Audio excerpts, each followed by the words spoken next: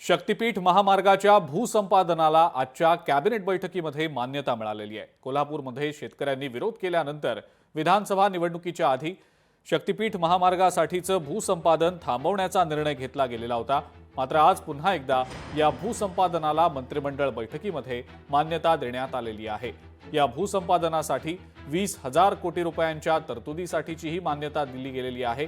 राज्यातील 3.5 शक्तीपीठ, 2 ज्योतिर्लिंग आणि पंढरपूर अंबाजोगाई सहित 18 तीर्थक्षेत्रांना जोडणारा असा हा शक्तीपीठ महामार्ग असेल।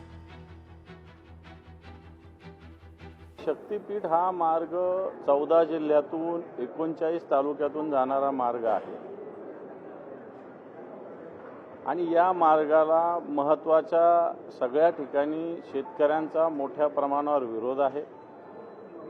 विशेषतः कोल्हापूर असेल, सोलापूर असेल, धाराशिव असेल, लातूर असेल, या सगळ्या जिल्ह्यामध्ये हिंगोली असेल, या ठिकाणी शेतकऱ्यांनी विरोध दर्शवलेला आहे आणि मला असं वाटतं शेतकरी याच्यासाठी जीवाची बाजी लावतील, परंतु शक्तीपीठ मार्गाला विरोध करतील।